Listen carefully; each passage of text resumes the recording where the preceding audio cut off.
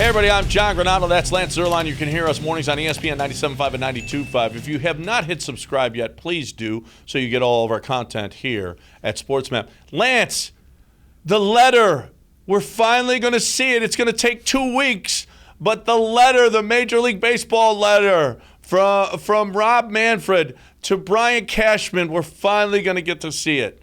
Why?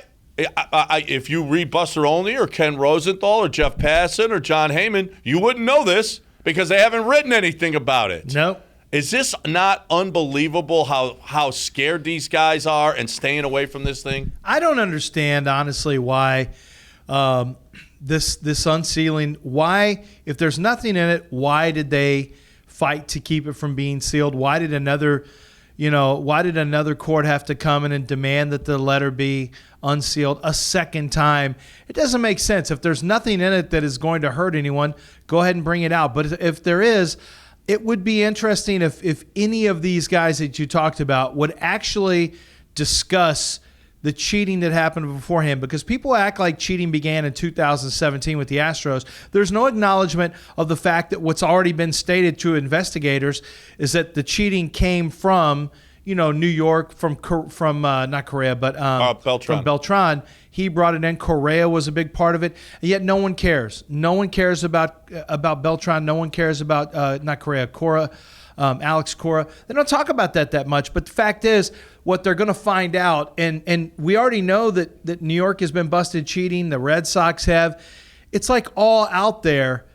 So I'm interested if anyone even says anything when it is unsealed. I swear to God, if somebody says it's not as egregious, I swear to God, because that's the motto. That's what everybody has said. Oh yeah, people were cheating, but it's not nearly as egregious as the Astros. I can't tell you how sick that made me. Okay, so they were using Apple Watches in the past, and if this says Apple Watches, then it's the same thing that we've known before. A smoking gun is a center field camera and the video room. Okay, and if either of those are referred to, and listen, Carlos Beltran got this from somewhere. He devised. It's not like he walked in and said he actually walked in and said, "Guys, you were way behind. We're not going to win it all this way. We need to do this." Some guys said yes. Some guys said no, and that's exactly what happened. He got it from somewhere. He came from the New York Yankees. The Yankees were doing this before the Astros. This letter just might be the smoking gun that will somehow get this center field camera and this video room to the Yankees. And if it does, then they're the biggest hypocrites I've ever seen, and that's saying something. But the question will be, will they be called out on it?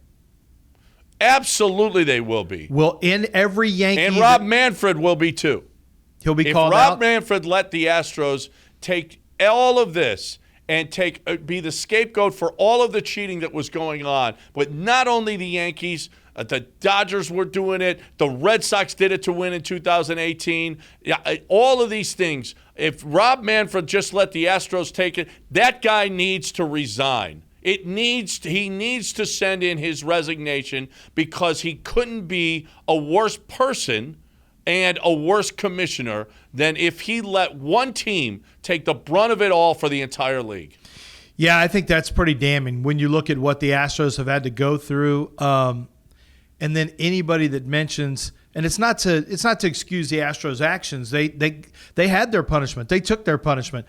They have their manager gone, their GM gone. They lost draft picks. They lost draft capital. But to know that an entire baseball, and I think the biggest joke is that media members who cover baseball, they knew. This is not a big secret. They have enough players that they talk to on the inside.